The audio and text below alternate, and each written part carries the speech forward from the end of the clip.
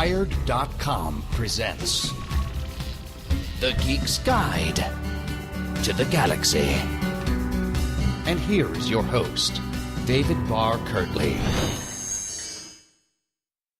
Hello, and welcome to episode 265 of Geek's Guide to the Galaxy. Today on the show, we'll be discussing Rick and Morty, a dark and irreverent science fiction cartoon that airs on Cartoon Network. And this will involve spoilers for the first two seasons, as well as the Season 3 premiere, so just be aware of that. And I'm joined by three guests. So first up, we've got our producer, John Joseph Adams.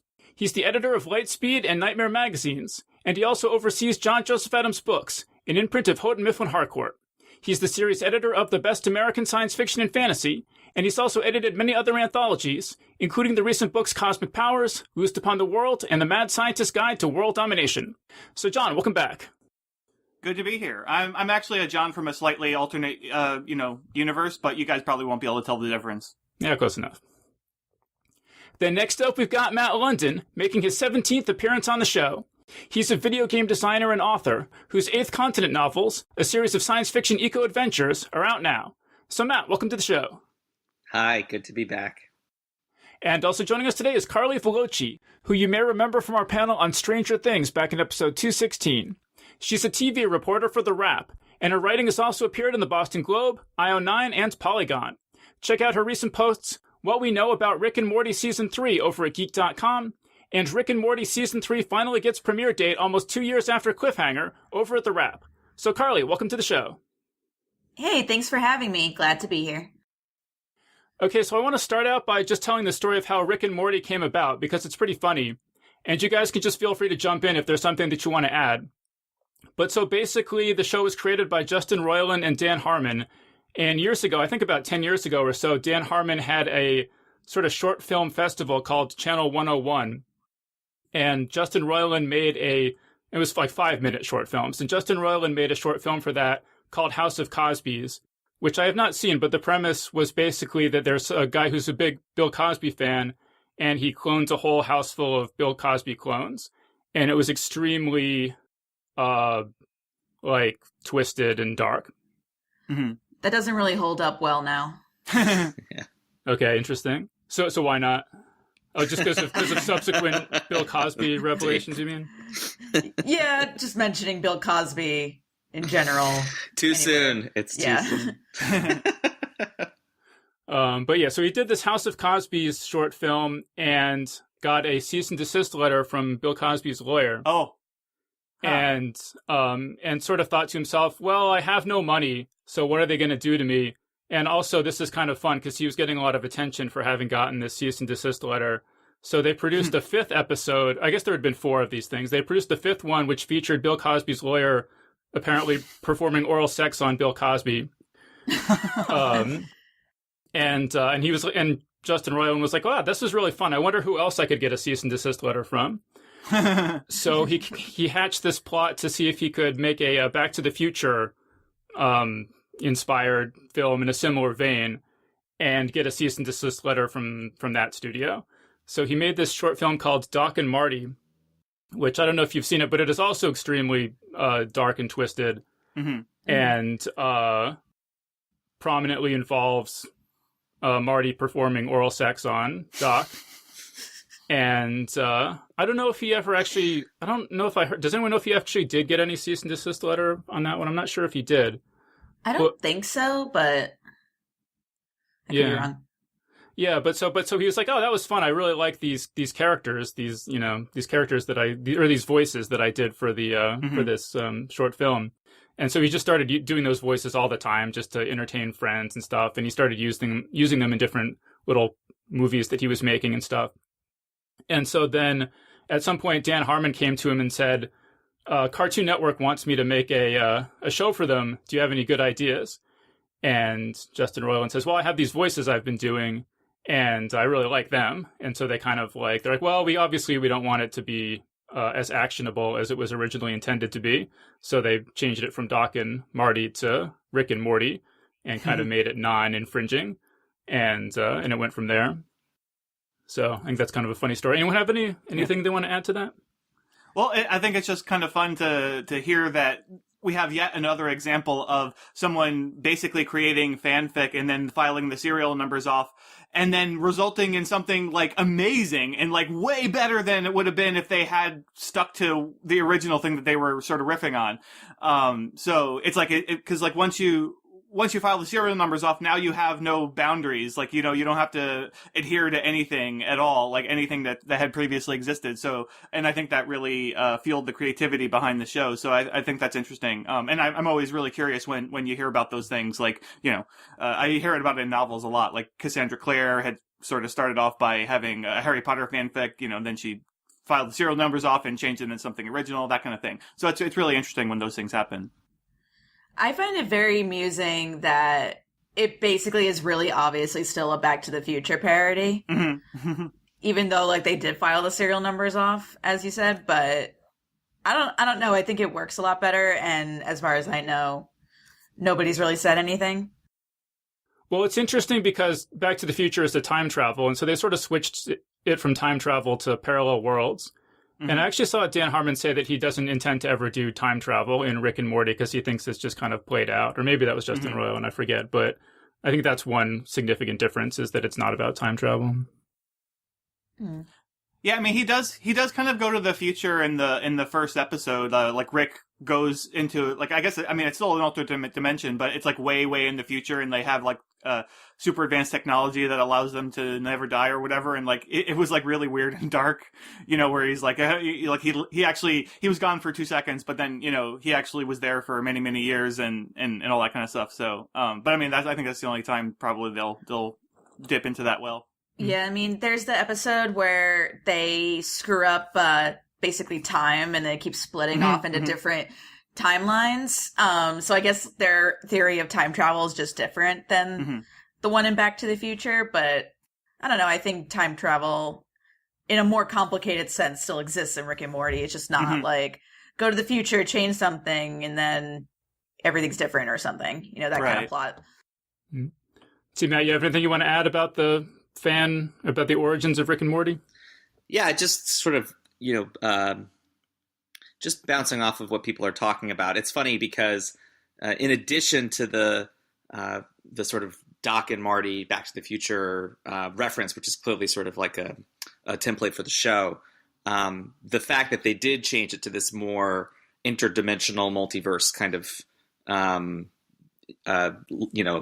internal story logic led to what I think is a really elegant use of a lot of different sci-fi tropes and story patterns. So, like, I think that the references to Doctor Who are really prominent on the show, particularly as like the rest of Morty's family starts getting involved in Rick's adventures. So it's cool to see like how by opening it up a bit and making it more than just this kind of parody allowed them to create a much richer referential fabric in the show. Well, I think that's an important detail, is that Rick is Morty's grandfather, which is a change also from Back to the Future. And Dan Harmon, I think, was saying that he was like, I'm going to have Rick constantly taking Morty on these adventures and almost getting him killed. And there has to be some reason why they don't just get a restraining order against him, you know? And it's like, well, no, if I make him the mother's father, and then also make the family dynamic so that the mother is really the one calling the shots in the family, and she has the authority within the family structure to make it so they can't kick her father out, then that all kind of works, and also adds this interesting family dynamic makes it kind of a sitcom setup as well. Mm-hmm. Yeah, plus they built in the whole idea that basically every Rick needs a Morty. Mm-hmm. So it almost seems like fate in a lot of ways. Mm-hmm. Actually, you know, speaking of the cease and desist stuff, I kind of wondered if maybe they did slip a few other things still into the show, kind of maybe hoping for that kind of thing. I mean, I think it's kind of a remote possibility to get a cease and desist for anything they're doing at this point, because it's so clearly parody. But like they have they have his interdimensional gun. They call it the portal gun all the time. And then like in the season 3 premiere, we actually see him creating it back in his memory, and it looks like he's literally creating the portal gun from Portal, because like the initial efforts were just, you know, throwing something through one end and having it come out the other, which is exactly what the portal gun does. And it looks very much like the portal gun. So, I just thought that was kind of funny. I mean, I don't think Valve's going to sue them or anything, but, given the history, I kind of wonder, like, oh, I wonder if they were doing that just to sort of, poke the bear a little bit, see if anything happens. Yeah, I was just gonna say, I know that, Dan Harmon is a huge nerd and plays video games all the time, so I'm sure that was on purpose. Yeah. But I think that when Justin Roiland was like, I have no money, so who cares? What are they going to do to me? I think that's no longer the case at this point. And I hope so. And I think that, like, they said that they never showed the original short to Cartoon Network or anything, and they still, in interviews I watched, they're like, we're still not sure if they know about it and stuff like that. So I'm sure at this point they have less latitude to, or they're less interested in getting a cease and desist letter than maybe they were at the start. Right. But actually, so speaking of the family dynamics, though, what do you guys think about the different? Let's just talk a little bit about the characters. So, Matt, what do you think about Rick and Morty and the family and so on? Well, I think that each one sort of plays a very specific role in that dynamic. It's really interesting to see how those characters evolve over time. Like at the beginning of the first season, it's very clearly a show about Rick and Morty, and that the rest of the family is very much kind of on the side. But as the series goes on, we really get to get insight into their lives, and as they become more fully realized characters, they become not only like richer material for comedy, but you start to care about them too, or despise them depending on how you feel. But it's really interesting to see how I think actually, especially Summer, sneaks up on the audience in a way, because she's very much like a stereotype at the beginning of the series, but as time goes on, she becomes as important a character as Morty is, and I think that creates so many more interesting dynamics on Rick's adventures. And I just really quick, one other thing is that we were talking about Doctor Who a second ago. I think it's actually very telling that Rick is their grandfather, right? The very first companion referred to the Doctor as grandfather. Knowing how nerdy these guys are, I assume that's not a complete coincidence. Well, let's say, Matt, so Summer is Morty's sister, and she starts out at least as kind of a stereotypical girly girl, teenage high school girl. And then the mom is Beth, who's a horse surgeon. And then Morty's father is Jerry, who's a sort of unemployed ad executive. Yeah. Yeah. Carli, you have anything you want to add about those family member characters? Yeah, I mean, I do find it really interesting that season 2 especially is kind of less about Rick and Morty's adventures and more about, the whole family's adventures in regards to Rick and Morty, and about like the consequences of a lot of the stuff that happened in season 1. So you have like a whole storyline that's about Beth and Jerry and their marriage, which, would seem out of place in season 1, but in season 2, it actually drives a lot of the plot in a lot of ways. And, there's that whole episode where they go to like the marriage counselor planet or whatever. And it's like one of my favorite episodes. And then like in regards to Summer, you can see like little bits of how interesting of a character she can be in season 1, which is why I think they kind of promoted her in season 2.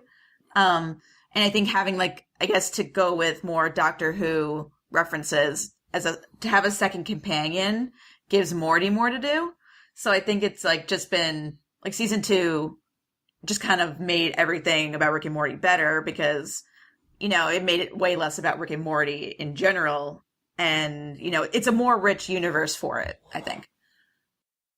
Yeah. I think one of the really interesting things is how, when you start watching the show, like Matt was saying, obviously it's very much about Rick and Morty, and the other characters are more in the background. But it's so interesting to see that the rest of the family is just 3 ordinary people who don't really know what Rick and Morty have been really getting up to. And so you'd think that when they make those first attempts to tell stories that are just about those other characters, that it wouldn't really be as interesting. But they they always managed to do it, and there was like never an episode where I was like, oh, here's another Beth and Jerry storyline. That's going to be a boring, B storyline, but they always make it amazing, even though like even though their adventures aren't as zany, they somehow make it. Often they do end up as zany, but it's really an amazing trick, and I totally agree about like the growth of the characters over the course of the series.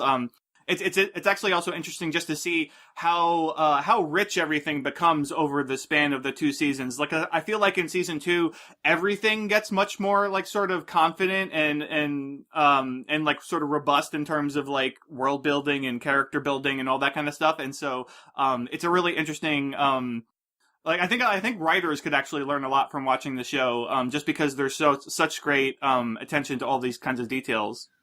Well, John, I wanted to ask you because we decided to do a panel about this show because we had a number of listeners request it. Mm-hmm. And I think when I emailed you about it initially, you said, I haven't had much luck getting into these weird animated shows people seem to love, like Steven Universe or Adventure Time. Mm-hmm. Could you talk a little bit about like that, like why some of these like weird cartoon things like this haven't clicked for you? Sure. Yeah. I mean, I don't know exactly. I don't know that I can really generalize about them. I mean, it's just I have noticed that in my experience that there's a lot of these shows that are popular like that I don't quite get into when I try them. And it might be in some cases that I just need to try them more. Because for instance, I didn't like the first episode of Rick and Morty, and if I hadn't had everybody, telling me how great it was and I should really try it more, and like I had a few people saying, oh, well, no, actually the first episode's not, it's like the worst episode, basically. I don't know that I would have tried it more, and I'm so glad that I did. But and so like for Steven Universe, for instance, I only checked out one episode and I didn't love it, but I was like, well, maybe I just need to try it more. Adventure Time, I definitely tried a lot, and it's like it's okay. There's something about it that it just didn't click with me. But I mean, at least part of it in some of these is that the animation is usually like not great. And so when the storylines, even if they're like kind of fun, if they're not really clicking for me on all cylinders, it's like the animation is enough of a deterrent that it puts an additional layer between me and the show. Whereas like if it was better, like maybe I'd be like, okay, well, I mean, at least it's, that's something a little extra to get me to keep watching, even if I'm maybe only kind of half tuned into the storylines and stuff. But, I am very sad though that the animation is like it is, because like my wife Christy has much higher standards for animation. For like I don't really understand like which ones that she'll watch and which ones she won't. But like she took one look at it and she was like, oh no, I can't watch that.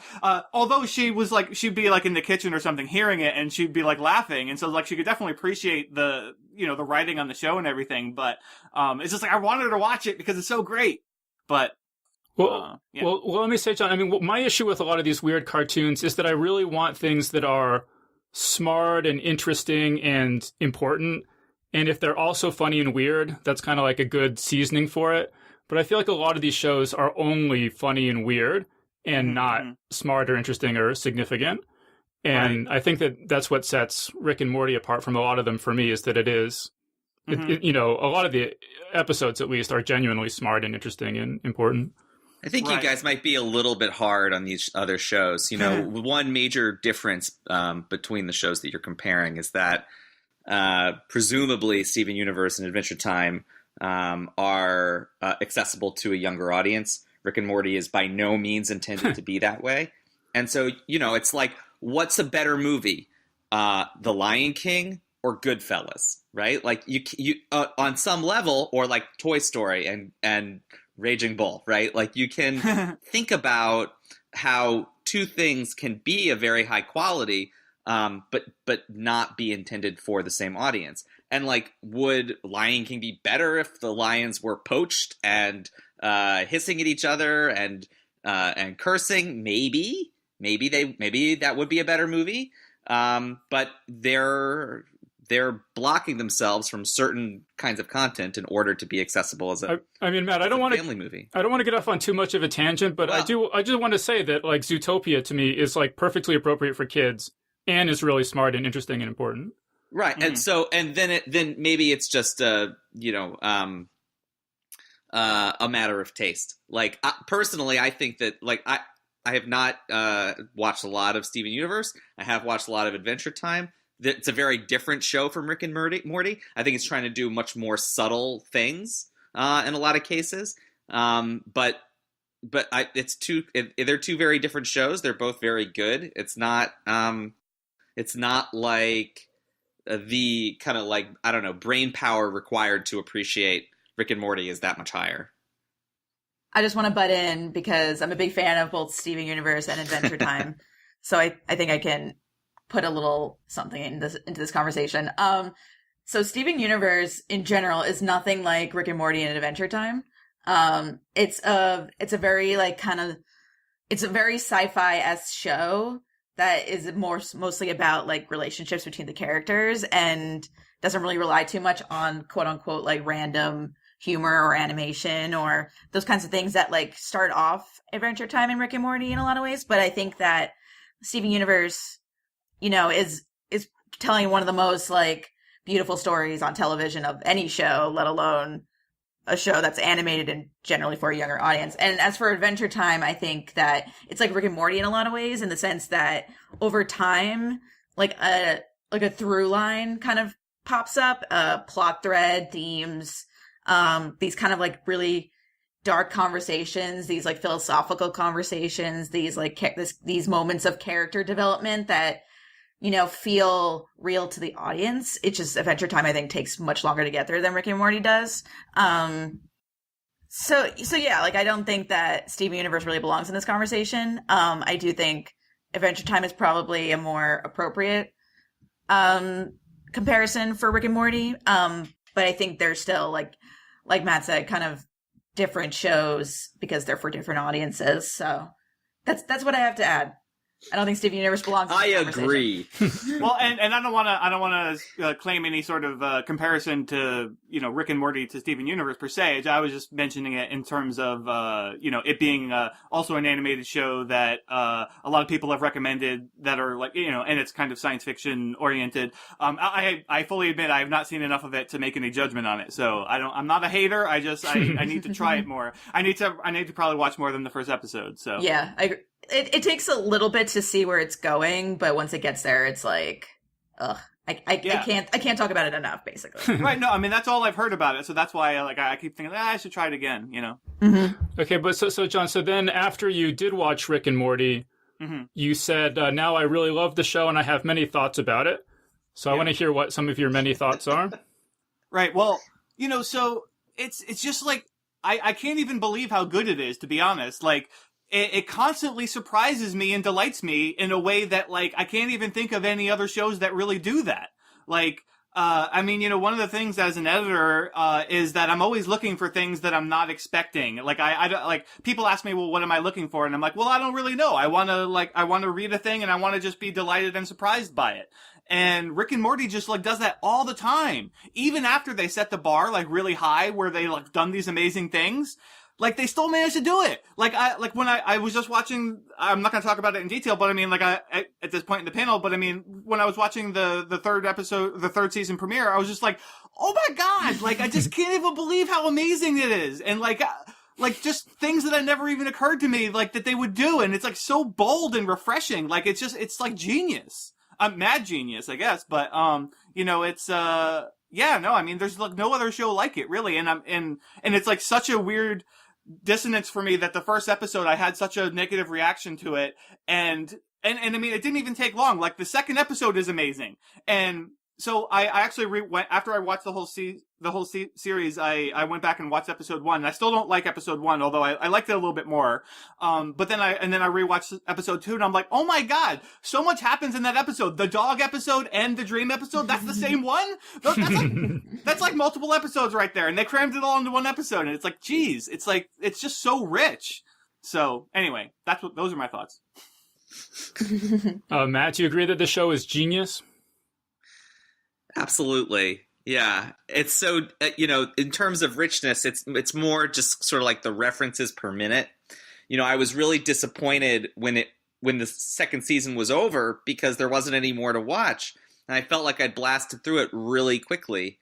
But it was incredible to me to be able to go back almost immediately and start again and have like a completely fresh experience. for a couple of reasons. One, because I know these characters so much better now. I understand the logic of the world a little bit better now. And then being able to pick up so many more of these references that you just missed the first time. Mm-hmm. I think you could honestly annotate this show, and every episode would be 3 hours long of just people explaining like obscure episodes of soap operas from the 1960s. The Rick and Morty podcast. There you go.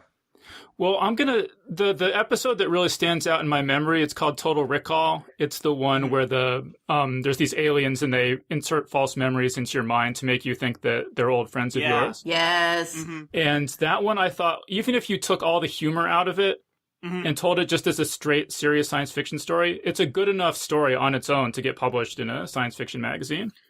Totally. I think it has that episode is one of the best endings of any story I've ever read or seen, or it goes back to like this idea of like Rick and Morty just like always doing something unexpected, and the end of that episode basically had me screaming for about 20 minutes. But it's just so genius, and like they always do these. Like what's so great about Rick and Morty is that they pay attention to story, they pay attention to characters, but they also pay attention to like episode structure, and they always try to find ways to play around with animation and just expectations and things like that. So, and season 2 especially has tons of these episodes that, I can't talk about it enough in regards to just how it plays around with expectations and story structure and animation and just everything. Well, how were you screaming? Like in surprise or terror or surprise, excitement? Surprise, basically. Surprise and excitement, and I was laughing so hard that it turned into just my brain melting out of my ears and not knowing how to process what I just watched. It is in like the best way possible, obviously. Yeah, I actually just got chills like when you guys were talking about that episode, thinking back about it, because like it's so great. For me, like the one of the real standout episodes is so the end of season 1 has that amazing cliffhanger where ending where they freeze time and everything, and like you think like, oh, okay, well that's just sort of like a Rick and Morty thing, and like that's not going to be like a big deal, and then when season 2 starts, and then like you see that they actually play it out, and like they actually kept it paused for a really long time, and like they're dusting off the people who are paused and all this stuff, and then they do all that bifurcated time thing. Like that was so great. Like I've never seen anything like that. Like how hard must that have been to like animate and write and sync all that stuff up, and like God, it's just that was one of the times where I was just like really thinking that I thought the show was great up until that point, but then that was one of the really moments where I was like, genius is the label it deserves. Yeah, the episode... And the same goes for... Sorry, I was just going to say, the same goes for the first episode of season 3, in regards to how it plays off of the finale of season 2, especially because after the finale of season 2, everyone was like, well, where are they going to go with this? This is like a huge moment in their lives, and in Rick's life, so it's like, where's this going to go? And then they immediately just like... They throw it out the window, almost, but in a proper Rick and Morty-esque kind of way, I think. Totally. Yeah, the episode, John, where the screen is splitting, I thought also was a really good taking advantage of the animated format. I mean, it would be really hard to do that in any other format, but animation is like, they're thinking about like, okay, what can we do on an animated show that takes a special advantage of this medium, But just when you're talking about how these big things happen and then carry over to the next episode, I mean, one of the early things that really shocked me was when they released the virus that turns everyone into the Cronenberg monsters, and then are not able to fix it. And Rick's like, all right, fuck it, we're out of here. And they just go to another world and leave that one to, collapse into ruin. Yeah. And they've done that so many times. Yeah, it's awesome. No, that was another mind-blowing one and that was actually fairly early on, I think. It's just like that they actually just go to the next universe and like, I mean, he kills the Rick and Morty, right? Like they're not just dead, or do they find them dead already? He picks a universe where they're dying in an accident and goes to it. Oh, okay. Right, and then just replaces them and like buries in the backyard. And then one of the really great things is that Morty has like this existential crisis about it, like when he's talking to Summer, and like, that was brilliant. And it's like, I mean, one of the great things about the show, I think, is like how willing it is to just go full dark like that, because it's like most shows, like, they would, maybe deal with that stuff, but not like really delve into it in the way that Rick and Morty is like completely unafraid to. Yeah. So, Matt, do you want to add anything here? To what specifically? I don't know, any other just crazy moments that stick out in your mind? Yeah, well, so it's the little things. For me, the thing about the show is when they'll just do a deep dive for like 5 minutes on one very specific thing, whether it's someone excruciatingly reading a really bad screenplay or or like the video game where you live out some like boring guy's life. Yes. Yeah. It's like things like that where in just a couple of minutes, you get something that's so iconic and memorable that it just stays with you for a really, really long time. I'm going to remember that arcade scene like for the rest of my life.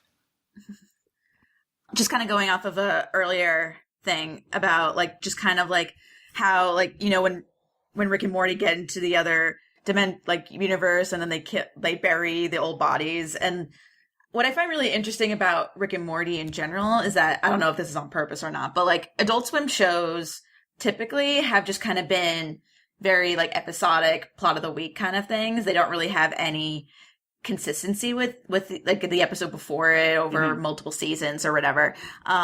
So I think that like what's so interesting about Rick and Morty is that you think it's going to be something like those shows in the sense that like they're going to do something, it's going to be crazy. And this very exaggerated moment where like, yeah, they bury themselves, for example. And like in a typical Adult Swim show back in like from the early 2000s or whatever, they would just forget about it. But in, Rick and Morty, it comes back and there's dark, heavy consequences for all the characters involved. So I think that how they play around with that is very interesting.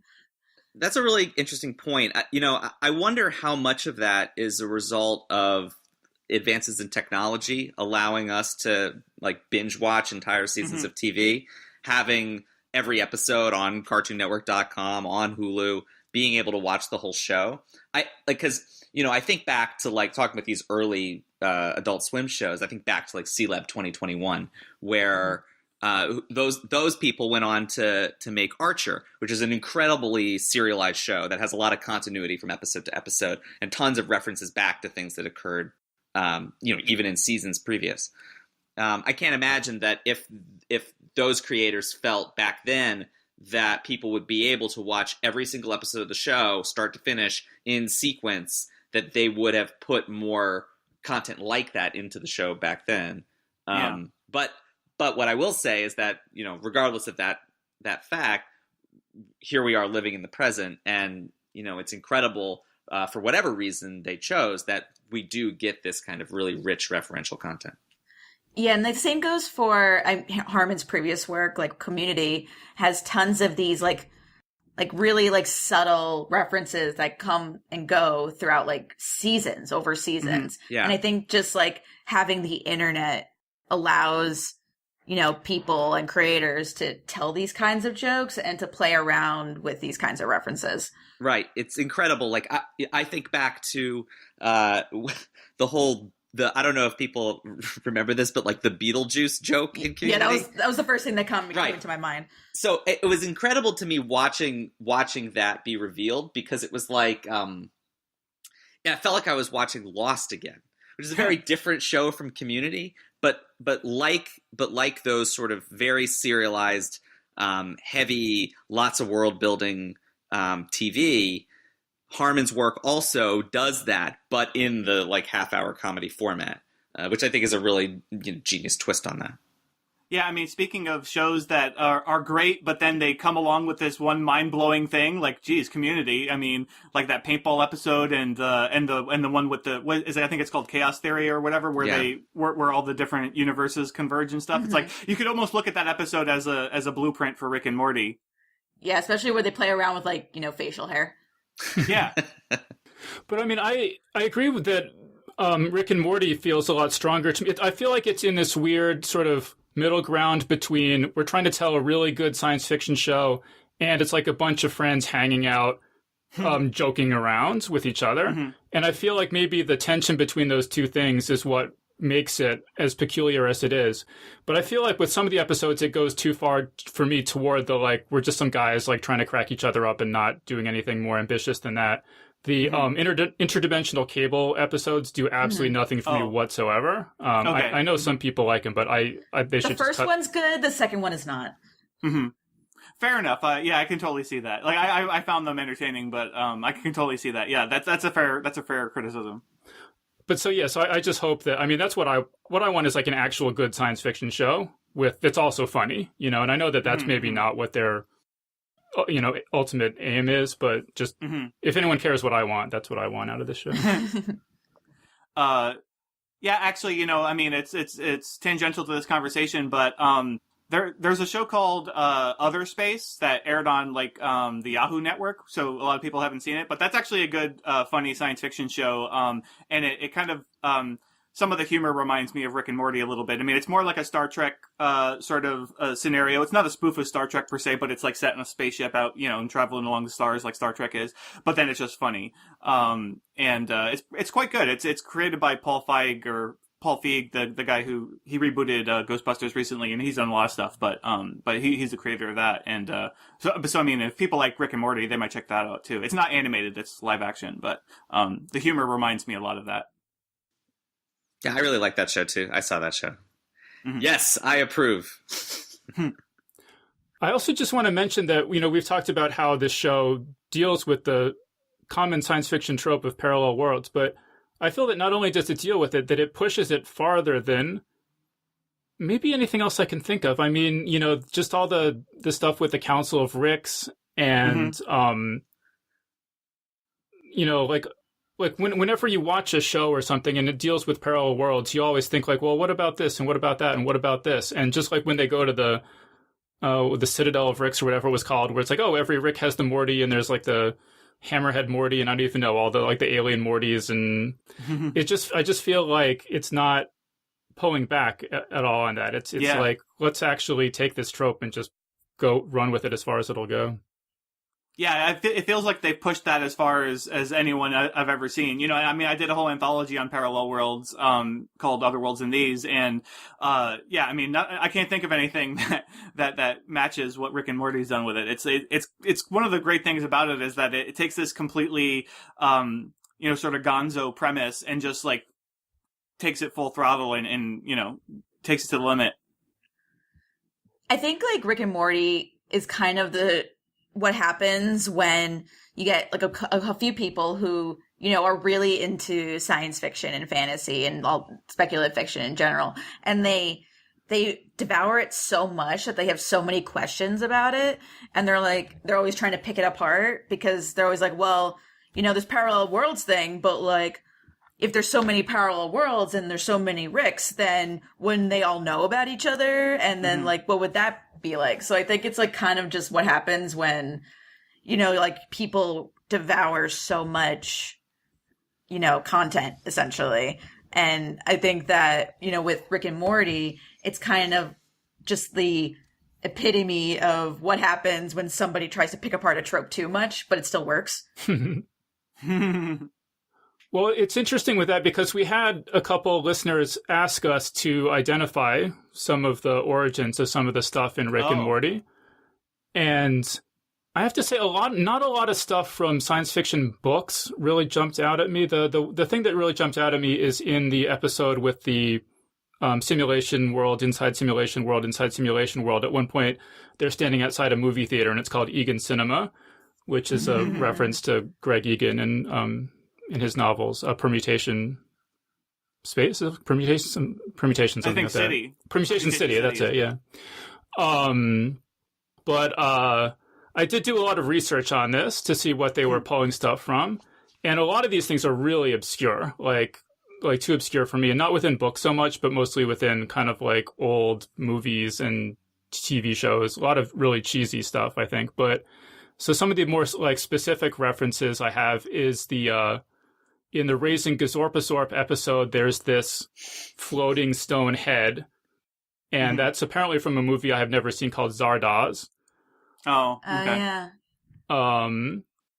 There's a movie I also have never seen, but Shannon McGuire describes it in great detail in our Best American Science Fiction, the 2015, whatever it was, the first year, called Terror Vision. And apparently Justin Roiland told the animators he wanted the testicle monsters to look like the Terror Vision monster, but covered with testicles. Bird Person is inspired by a character called Hawk from the 70s Buck Rogers TV series. And in the episode where all the universes are splitting apart, this fourth dimensional like policeman sort of comes, and he looks exactly like the Langoliers from the movie based on the Stephen King novel. So those are the ones I got, or those are the most interesting ones I got. Were there other ones from the listeners who were stumped on the origins of things? I mean, you can probably Google it, but were there other things that you couldn't find? Wait, say that again, Matt?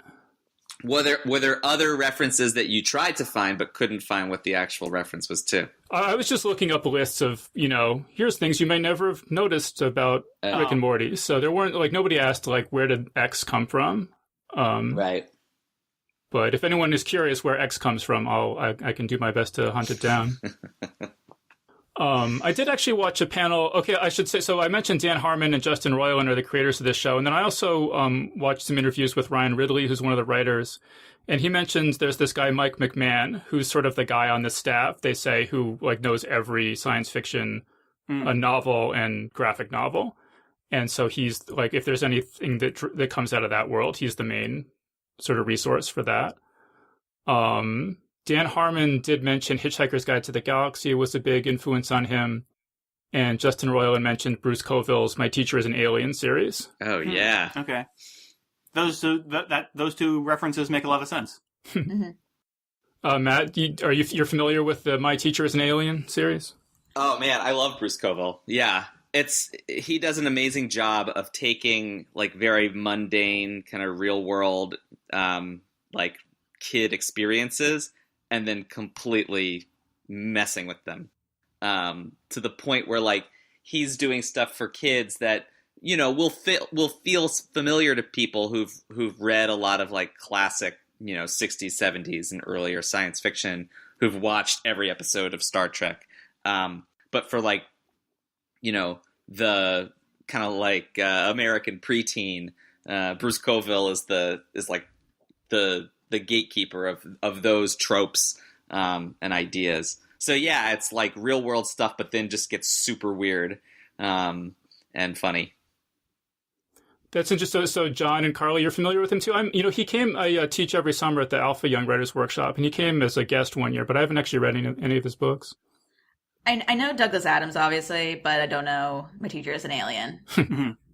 Yeah, I mean, yeah, I'm much more. I've read all the Hitchhiker's Guide books, and so I know Douglas Adams very well. I'm aware of those Bruce Coville books, but I haven't actually read them myself. But I mean, I know what they're about, and I mean, they're basically exactly what you would expect based on the titles, So I mean, yeah, that just makes sense to me because of that.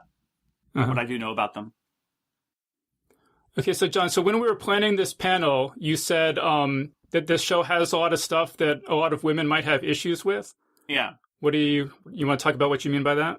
Sure. I mean, just they throw around bitch a lot. A lot of people say that very frequently on the show, and can't remember offhand. I mean, I feel like there was a few different situations where maybe women were treated not with equal respect to men and such like that. But I mean, mainly, I guess what was sticking in my mind probably when I said that was just the use of the B word very frequently. But yeah, I can't remember. I mean, maybe does anybody else have thoughts about that? I mean, that's just my general impression. That it's got a slight misogynistic sort of bent to some of the humor, but.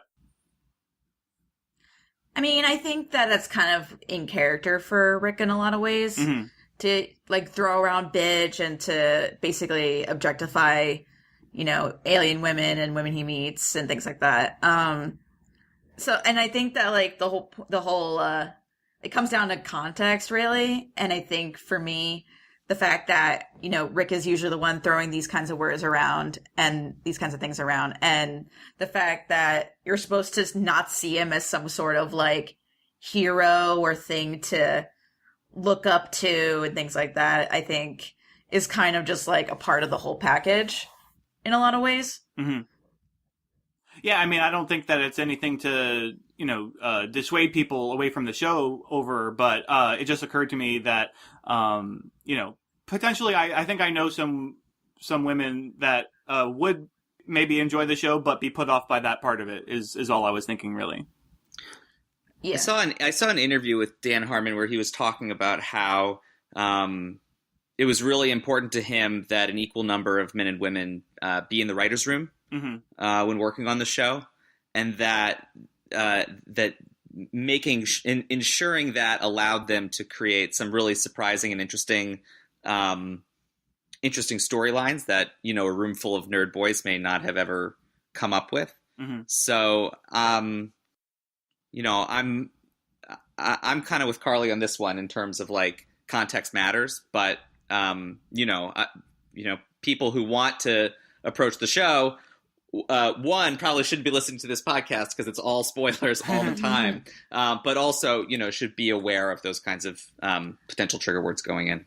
Right. Oh yeah, it's definitely not a show for the faint of hearted, no matter where you lie on that. Like, there's so much gore and violence and body horror, especially, is kind of one of my like weird things that really upsets me. So yeah, there's a lot going into Rick and Morty that you just need to be aware of. I mean, Matt, because I read an article where it said that season 3 was the first season that had women in the writer's room. Oh, really? Weird. I don't know. I definitely recall seeing that interview. I'll try to pull it up for you so you can put it in the show notes. But yeah, it seemed to me that if I remember the exact context, it was that he was talking about specifically how Summer had kind of come into a more prominent role in the show.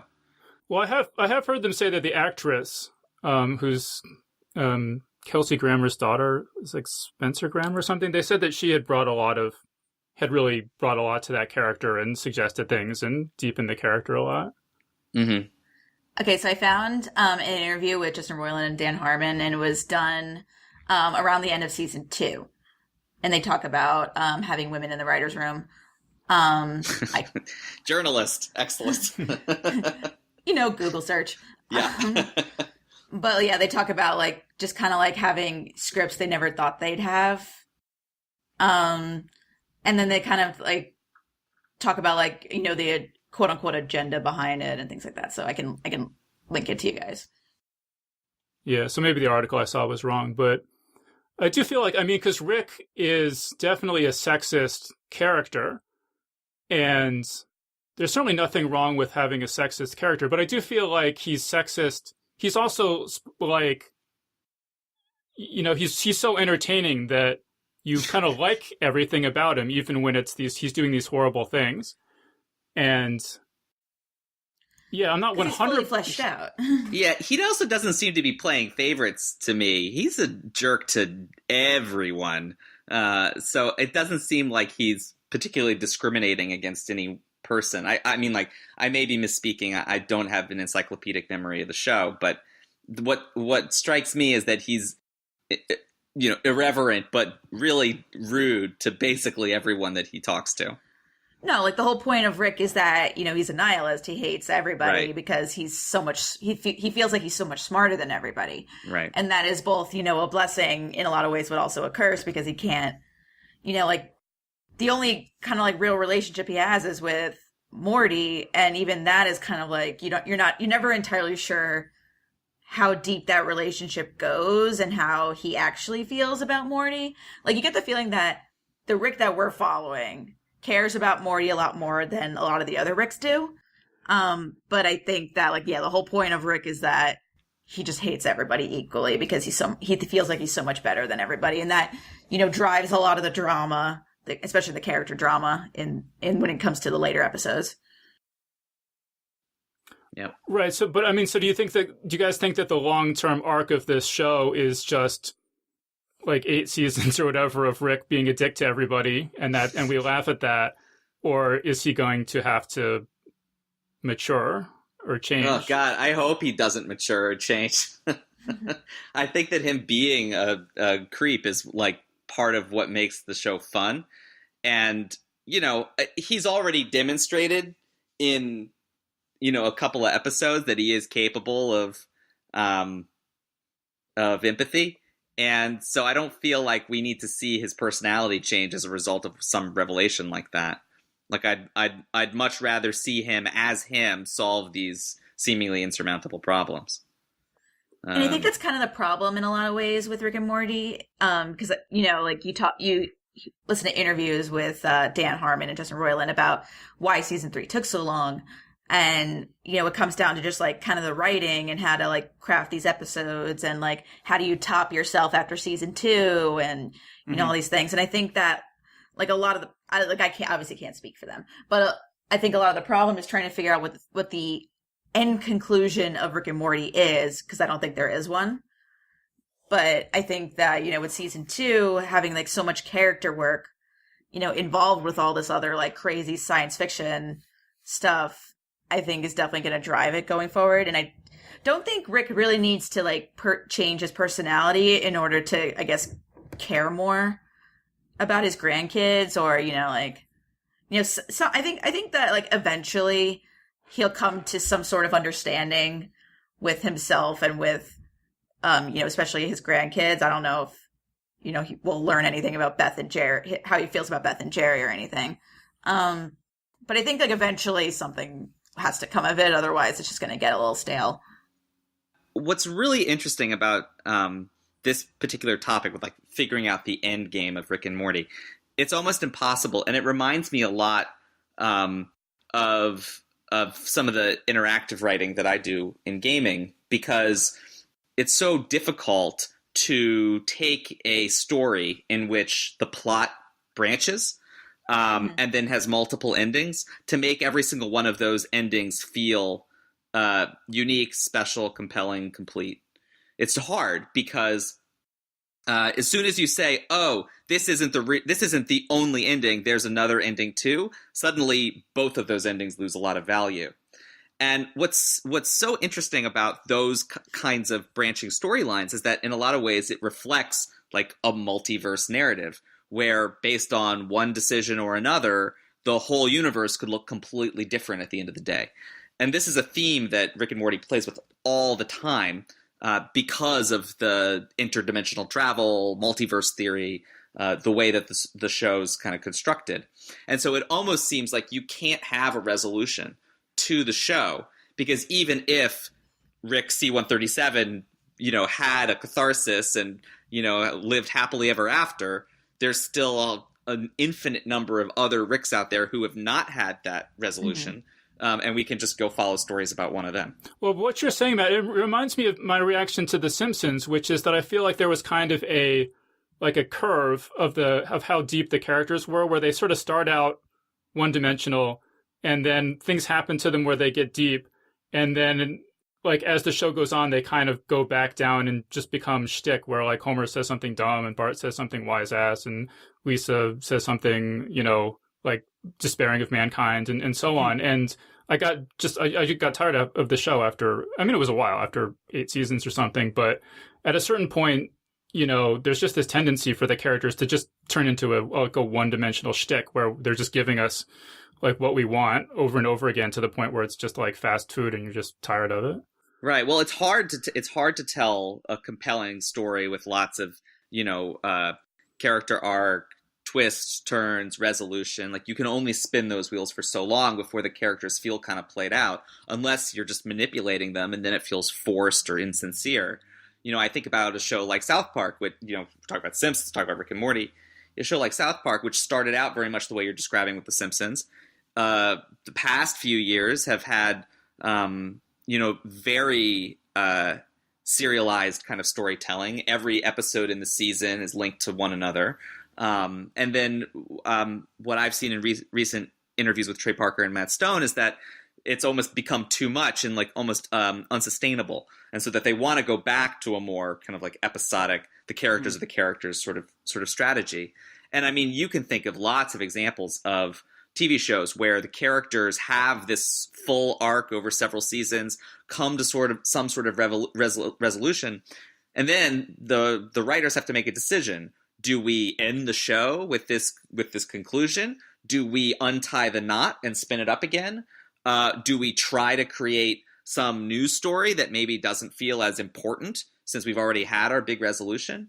Every show has to deal with these questions differently, and it's it's hard often to know what to do. See, John, what do you think about all this? One thing I was actually thinking while we were having that last thread of conversation was, so do we actually know what the deal with Rick's, with Beth's mother is? Like, cause we know she's not in the picture. In season 3 premiere, we see this memory that Rick has, but then it turns out that that's just, he was faking out the investigators, at least as far as we know. That has to be fake because little kid Beth dies in that, and we know that didn't happen. I mean, unless he went to another universe and plucked a Beth out of that universe. I was just about to say that's a good point. So, that's what I was thinking, that like that may not have been as fake as we were led to believe. But if it is just completely fake, we don't have any idea, right? Like I don't remember that being mentioned in the show. Is that right? Like no, like there's we don't know anything about Beth's mother. Okay. Right. Yeah. But think about it like this, John. There's an infinite number of universes where Beth's mother is alive, and there's an infinite number of universes where Beth's mother is dead. There's an infinite number of universes where Beth's mother never existed at all, right? There's an infinite number of universes where Beth's mother was a tiger, right? Yeah. I can understand why it took them years to write season 3 of the show, right? Because once you open this box, it's very hard to get it closed again.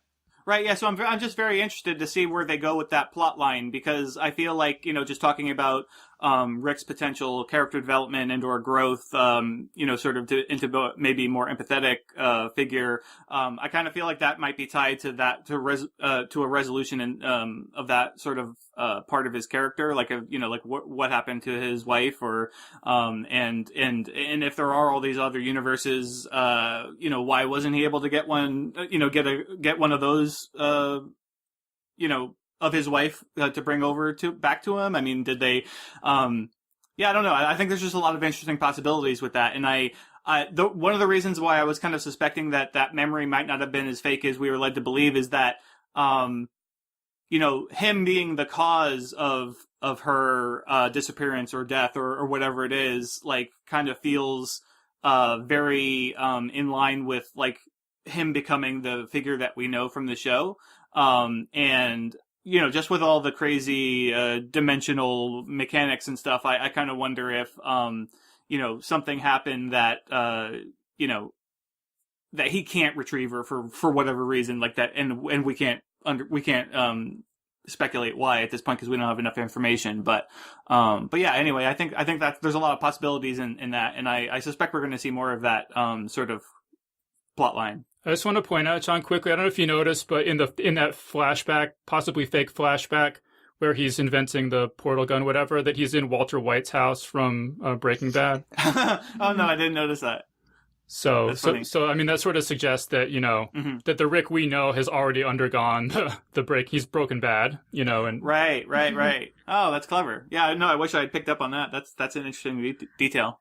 And I was just going to add that I think, like, the fake flashback of just, like, how, like, oh, maybe he's responsible for his wife's death or whatever. I think the joke is that that's so typical and so just, like, simple, and, like, it doesn't really work in the Rick and Morty universe because it's, like, it's so bland. Like, oh, a guy goes mad because he kills his wife. Like, that's, as basic as you can possibly get in terms of, like, a tragic backstory. So I definitely think, this is my theory, obviously, I think that it's going to be more complicated than that, but sure. I think it kind of stems from something similar to that. Mm-hmm. And it's probably going to take, like, a whole episode to try and explain it. Yeah. I was just thinking, one thing that I like about the show also is that, both Rick and Morty, and I mean, I think a lot of the other characters have that stutter. And as you heard me talking, I have a little bit of one myself where I, not quite a stutter, but I have that kind of verbal tick. And I don't like really identify with that as like to an extent that I'm like, oh, I want to see that represented. But I feel like it's nice that they actually have done that. Like, because there are people that do really suffer from that kind of thing. And it's nice to have that kind of thing on the show. Although I kind of wondered if Justin Roiland because he's just doing the voices for Rick and Morty, right? Yeah. And so does he just have a stutter and that's just a natural thing that he's not planning to do? Or is he just crafting those things as he, delivers the dialogue? Like he's doing it on purpose in that specific way. No, I think he's doing it on purpose. It's kind of funny because, Rick burps in the middle of his sentences.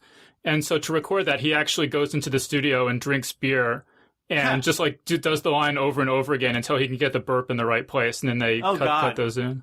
Oh my God, that sounds so difficult. Like, you could find clips online of him just being absolutely plastered and trying to do dialogue. Like they're online. They're amazing. Wow. Oh, they should get him to do drunk history. That would probably be hilarious. I don't know if you guys have delved into the Rick and Morty fan theories at all. A little bit. I have my own headcanon. Well, so say more, Matt. Well, oh God, do I have to? I don't want to talk about what I do on my own time. No, I really like that they've created this world that's so fleshed out, and it allows us to kind of imagine some of the stuff that's hinted at or implied. Telling its own story. I know that there was I saw a quote from Justin Roiland where he was saying that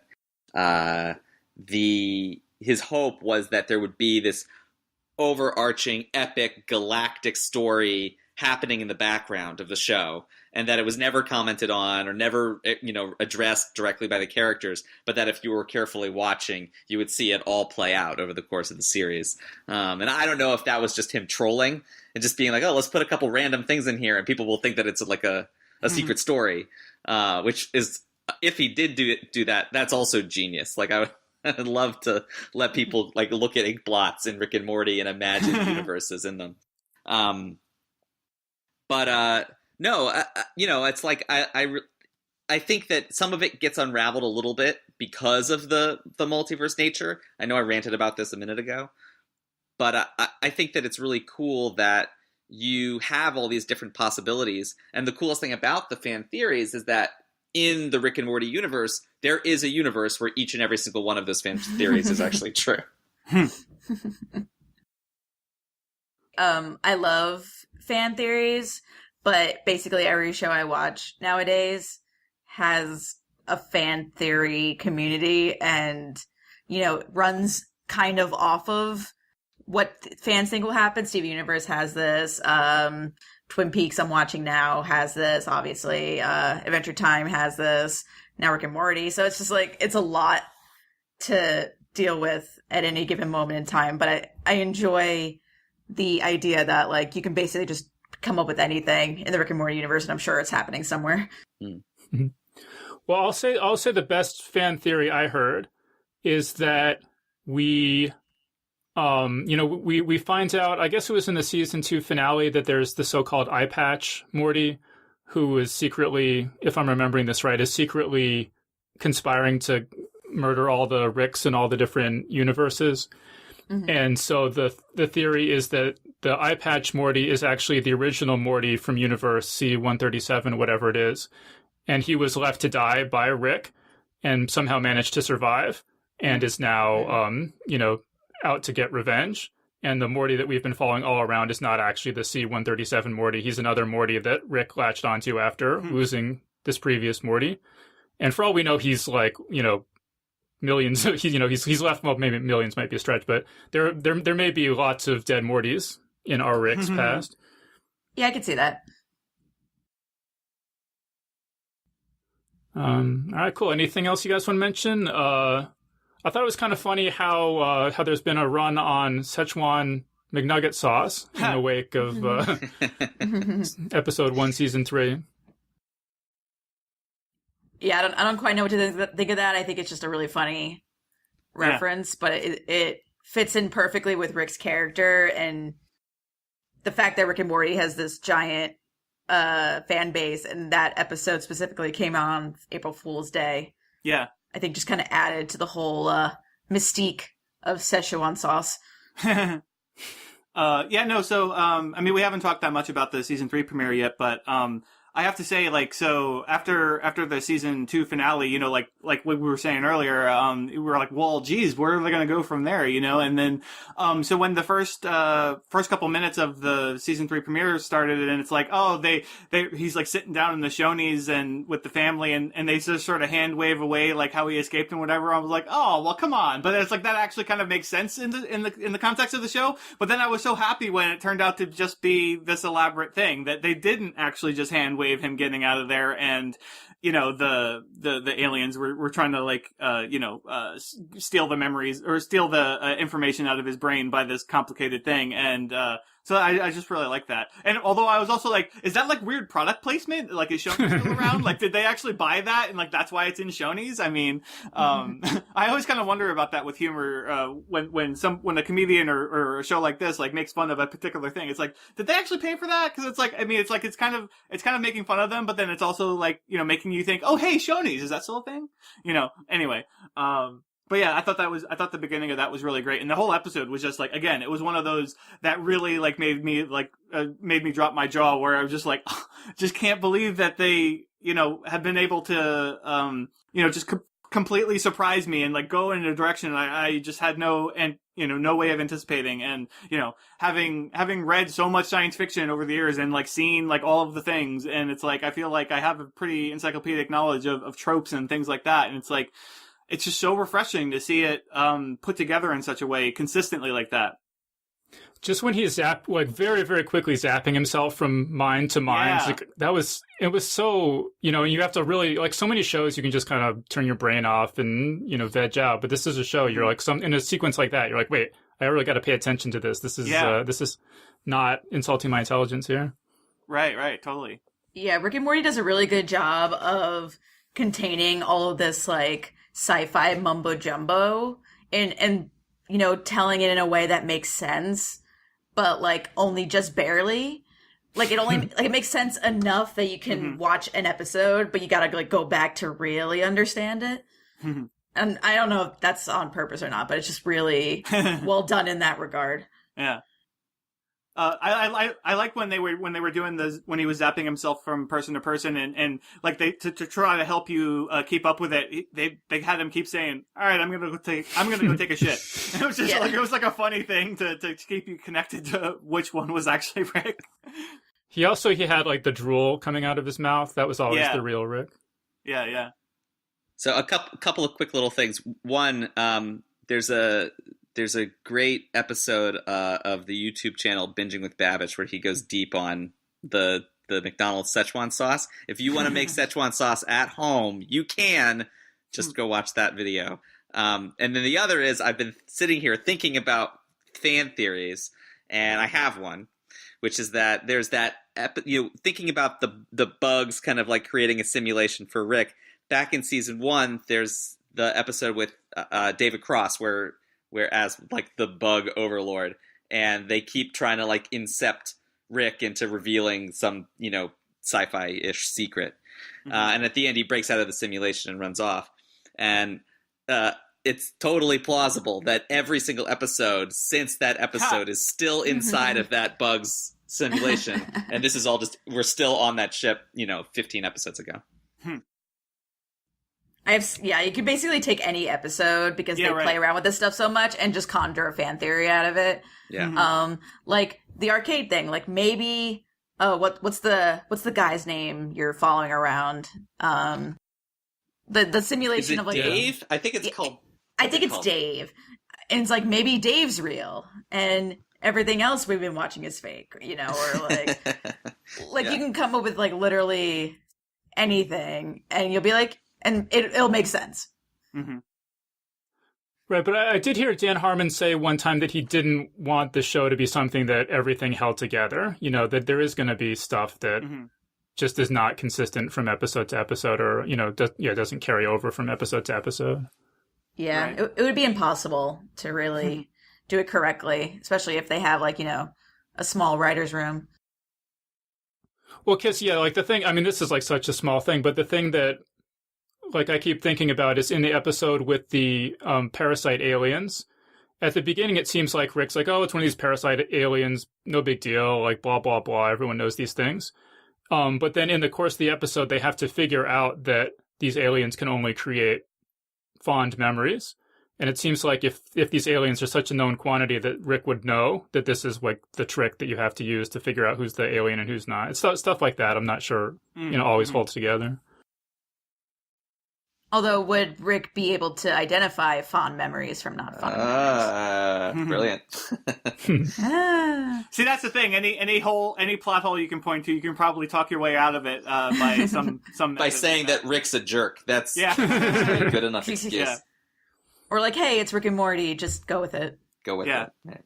Oh, so I was gonna say one episode we haven't talked about that I really loved was the Mr. Meeseeks one. And I thought it was funny when I was I was asking on Facebook and Twitter who's a fan of Rick and Morty, a number of people were hey, look at me when they were saying that they liked it, and so I just thought that was funny. But that was such a cool episode too, where it was it defied my expectations, and I love the way it really gets out of control because Jerry's such an idiot and he can't swing a golf club and it just drives all the Meeseeks insane and they have to keep out. And I mean, just the idea that one of them would create another Meeseeks in order to help him solve the problem of this guy that's just so pathetic he can't help him. It was such a wonderful exploration of that sort of idea, which is a fairly familiar thing, it's essentially making a wish, sort of trope. And I just thought they did such a wonderful job with that. It's, I kind of want to go watch that one again.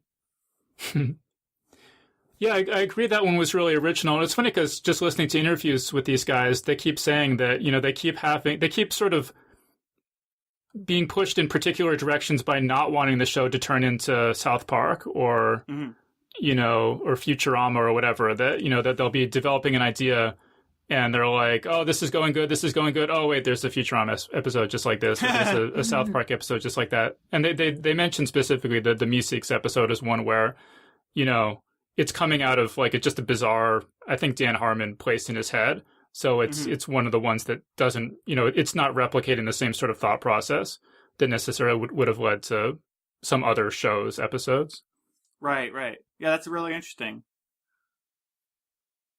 Yeah, I kind of want Dan Harmon, so whenever they finish up with Rick and Morty, I don't want to distract him with anything else. He needs to focus 100% on that so they can keep making more Rick and Morty. But whenever they're finished with that show, I'd really love to see him just get the reins to just a science fiction, a live action science fiction show to just do whatever he wants with it. Just because thinking of the cool sort of science fictional episodes of Community and stuff like that, and then all the great stuff we've seen in Rick and Morty. I'd love to see him just get a really good budget and just be able to go crazy and do whatever he wants and see what comes of that.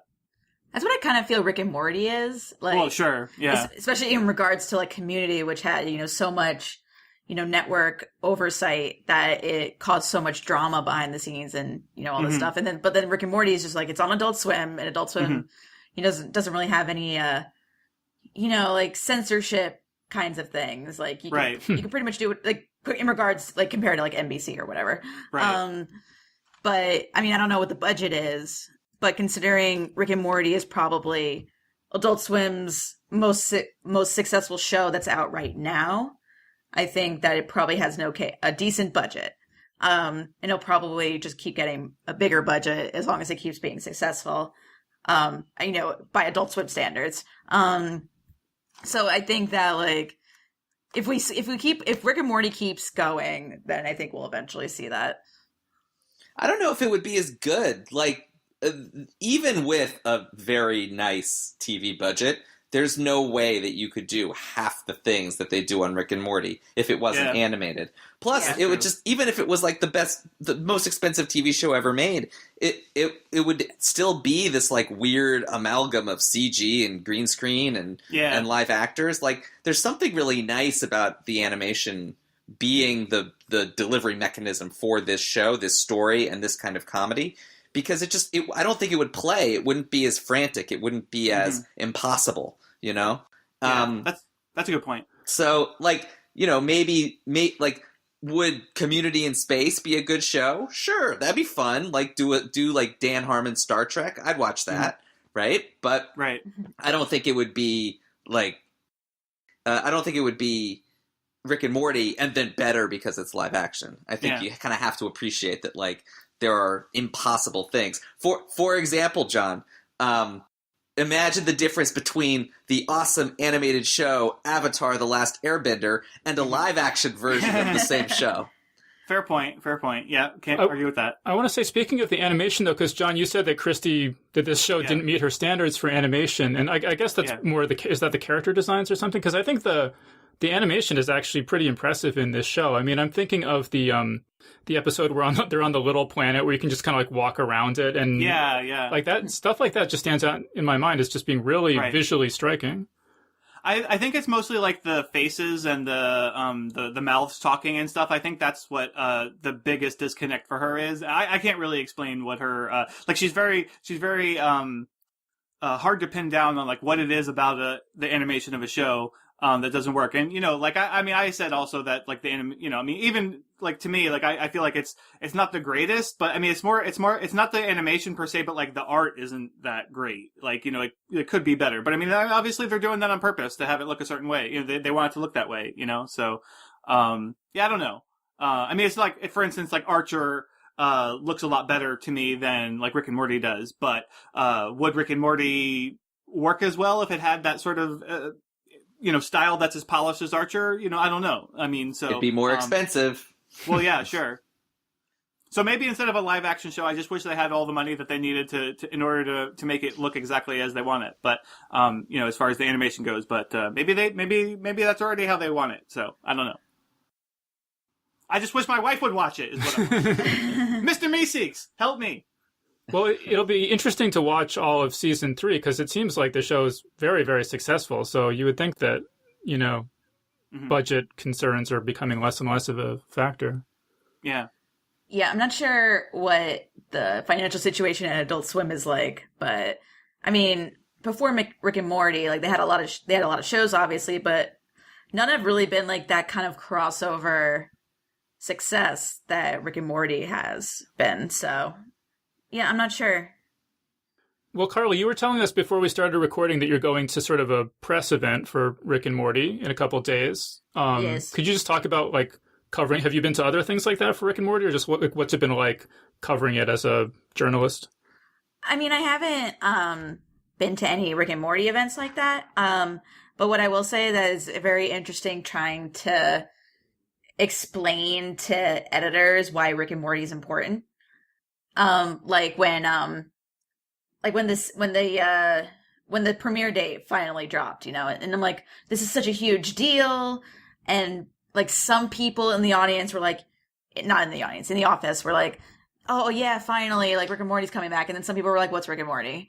So like, it's kind of this like interesting crossover hit in regards to like just Adult Swim to, you know, everybody else.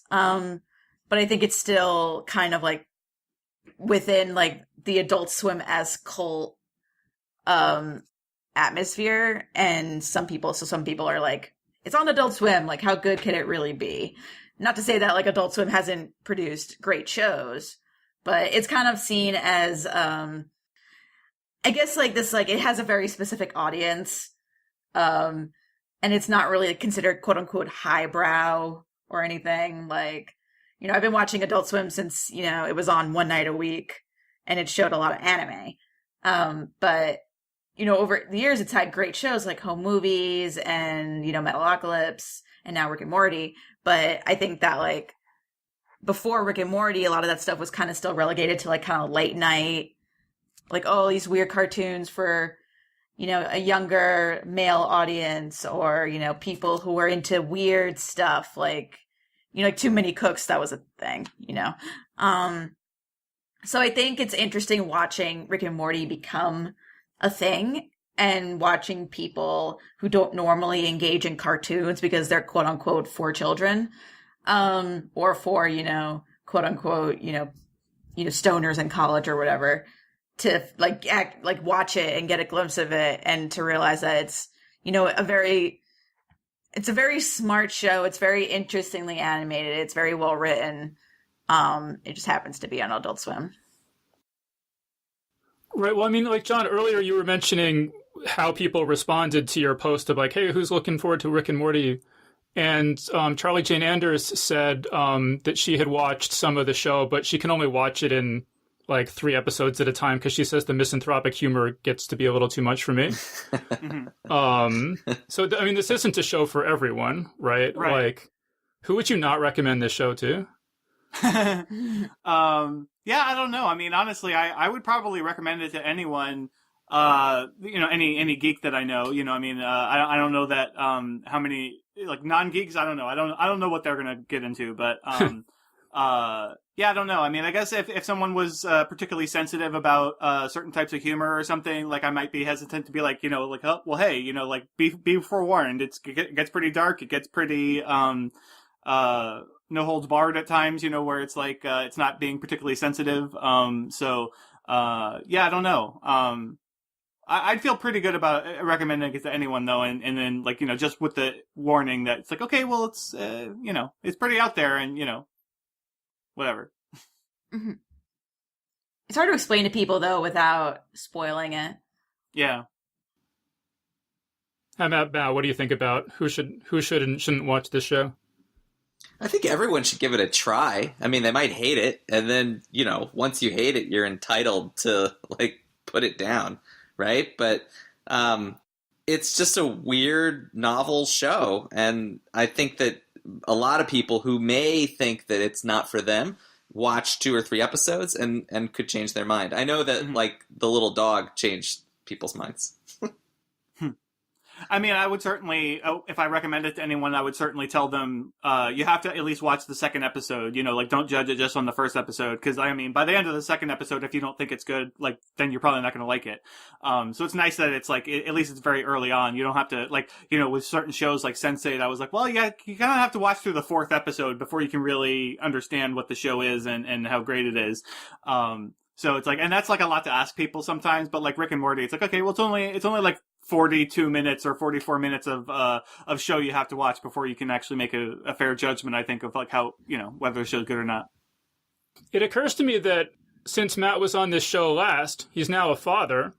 Oh, yes. We haven't said congratulations to Matt for that, but so Matt, would you let your child watch Rick and Morty? Well, she's 5.5 months old. I don't think that she's gonna be watching it anytime soon. Although I will say that when I was watching the season 3 premiere, she was definitely in the room. So, maybe she'll become a mass murderer because of Rick and Morty. It could happen.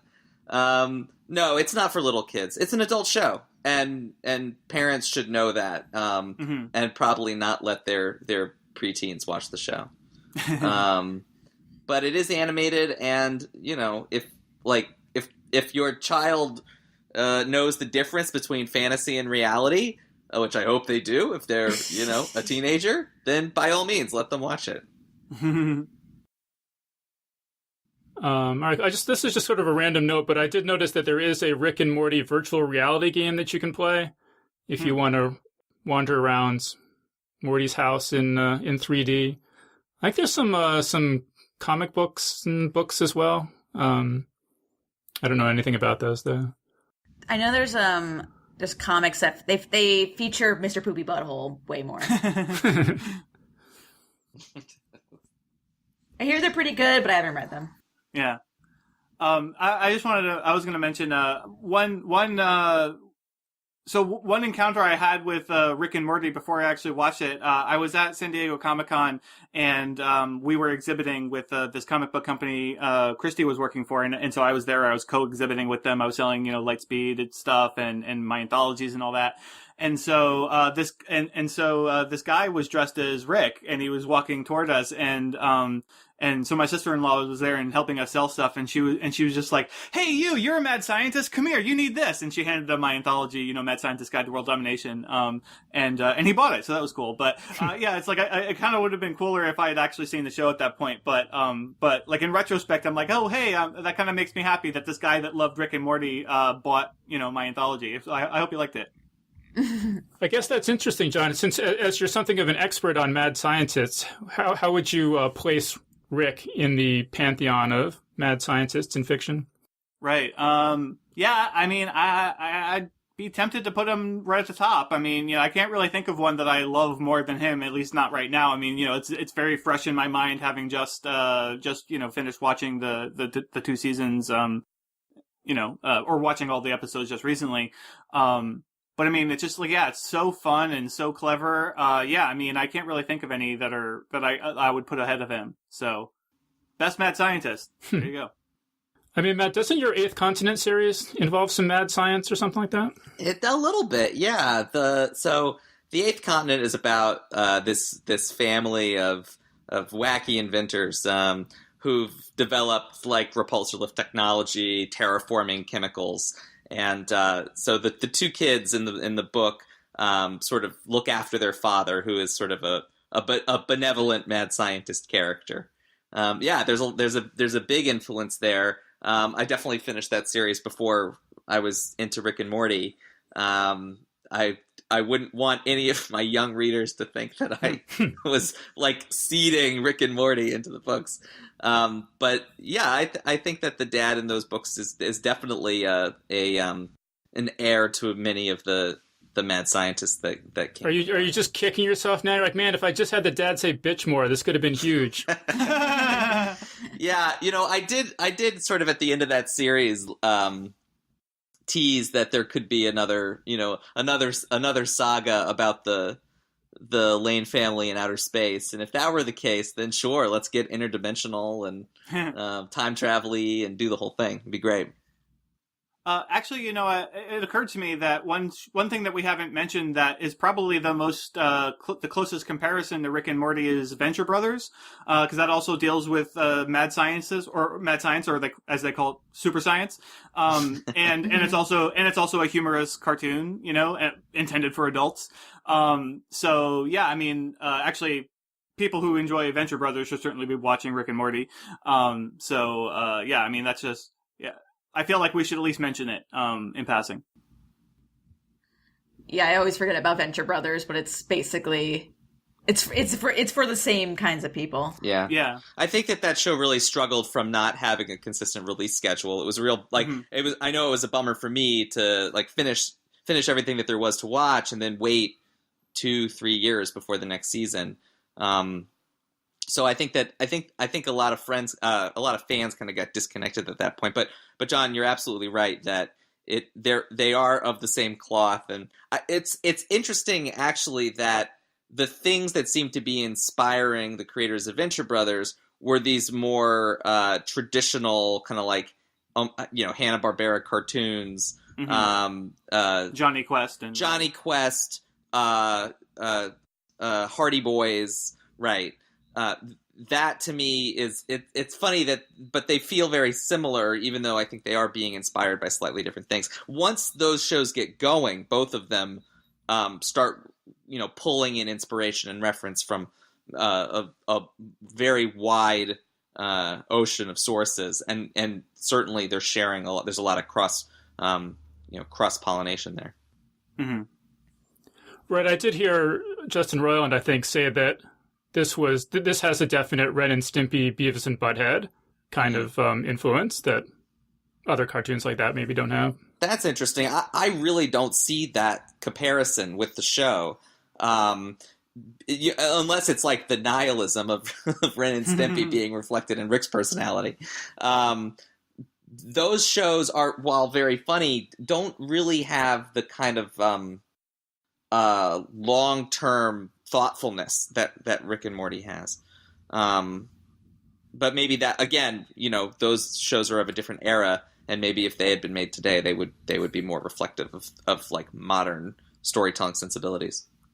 No, I think it's just that, like maybe one grandparent is Ren and Stimpy of, it's not a huge... Sure. Not like it's just like a clone of it or something. I mean, one thing I'll say is that if you look at those episodes where it's like TV of the universe, those definitely have bits that feel very like Powdered Toast Man, sort of like the weird... like one-shot bits from the old Ren and Stimpy, or Beavis and Butthead even, which, tended to have very, very small bites of content.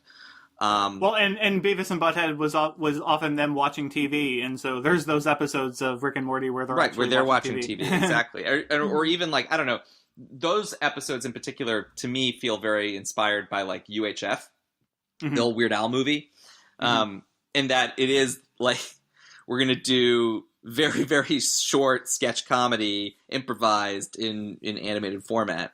So both, all very cool, but I guess I can see where those inspirations are coming in, but Rick and Morty is definitely trying to tell a much more ambitious story with the show. Yeah. All right, cool. So guys, I think we are all out of time. So let's just go around, just maybe final thought from each of you. So how about Carli, final thought? My final thought is I am very excited to see where season 3 goes from here. And that everyone should watch it, even if they have a lot of reservations about it. John, final thought. Yeah, I mean, like I was saying earlier, I mean, it's just with all the stuff that I've read and seen over the years of being, quite a connoisseur of science fiction and fantasy, it's like this show, I just can't recommend it enough. I mean, it consistently surprises me and delights me and goes in directions I never expected. And, yeah, I mean, you just owe it to yourself if you like genre stuff to check it out and definitely watch it at least until the end of episode 2. Okay, Matt, final thought. Don't really have a final thought, but I need to go clean my plumbus. All right, so we've been speaking with John Joseph Adams, Matt London, and Carli Velocci. So guys, thank you so much for joining us. Thank you. Later. Always good to be here. And that was our panel. So big thanks again to John Joseph Adams, Matt London, and Carli Velocci for joining us on the show. Big thanks as well to Benjamin C. O'Connell, who just signed up this week to support us on Patreon. Geek's Guide to the Galaxy is made possible thanks to support from listeners like you. So if you enjoy the show and want it to continue, please sign up to give us $1 or $2 per episode over at patreon.com/geeks. And if you'd rather make a one-time contribution, you can do that via check or PayPal over at geeksguideshow.com/crowdfunding. And I'd like to give a special thank you to Henry Pollock, who just made a very generous contribution to the show via PayPal. Henry writes, "Thank you for the episode on The Expanse and how to keep it funded. I have purchased via Amazon the Blu-ray version of Season 1 and pre-ordered Season 2. So big thanks again to Henry Pollock for supporting Geek's Guide to the Galaxy and for helping to ensure that we all get more seasons of The Expanse." All right, so that was our show. So thanks everyone for listening, and we'll see you next time. The Geek's Guide to the Galaxy is a production of Wired.com. For more information about the show, visit geeksguideshow.com. To learn more about your host, visit davidbarrkirtley.com. Music and voiceover produced by yours truly, Jack Kincaid. If you enjoyed this program, tell your friends. If you didn't enjoy it, tell no one. Thank you for listening.